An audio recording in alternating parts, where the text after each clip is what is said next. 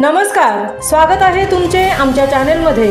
आवाज महामुंबईचा, शोध बातमीचा, कौल मनाचा।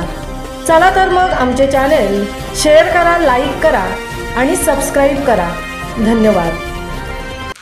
उरण तहसील कार्यालयासमोर शालेय दाखल्यासाठी विद्यार्थी व पालकांची लगबग सुरू।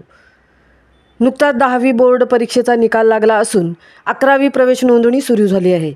प्रत्यक्ष प्रवेश प्रक्रिया सुरू होण्यास अवधी असला तरी प्रवेशपूर्व तयारीची लगबग मात्र सुरू झाली आहे।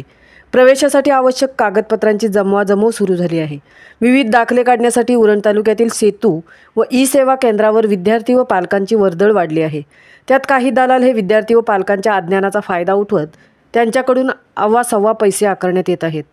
10वी आणि 12वी या विद्यार्थ्यांच्या शैक्षणिक करिअरसाठी ही महत्त्वाची वर्षे आहेत। या दोन्ही बोर्ड परीक्षांचे निकाल लागले असल्याने लवकरच पुढील शैक्षणिक प्रवेश सुरू होणार आहे। सध्या 11वी प्रवेश नोंदणी सुरू झाली असून लवकरच प्रवेश प्रक्रियाही सुरू होईल। या पार्श्वभूमीवर विद्यार्थी व पालकांची प्रवेशपूर्व तयारीची लगबग सुरू झाली आहे। प्रवेशासाठी लागणाऱ्या आवश्यक कागदपत्रांची यादी बहुतांश कनिष्ठ महाविद्यालयांनी नोटीस बोर्डवर लावली आहे। विद्यार्थी व पालकांनी या यादीप्रमाणे कागदपत्रांची जमवाजमव सुरू केली आहे। प्रवेशासाठी आवश्यक विविध दाखले काढण्यासाठी उरण येथील सेतू तसेच महा ई-सेवा केंद्रावर विद्यार्थी व पालकांची वर्दळ वाढली आहे। वेळेआधीच दाखले मिळवण्यासाठी प्रयत्न केले जात आहेत। मिळालेल्या दाखल्यांच्या साक्षांकित प्रती काढण्यासाठी गर्दी होत आहे।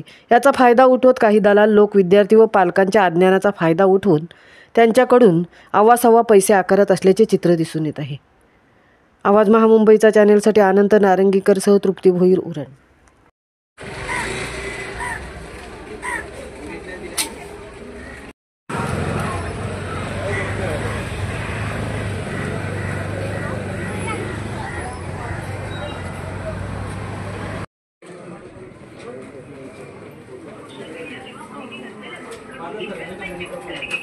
काय भाऊ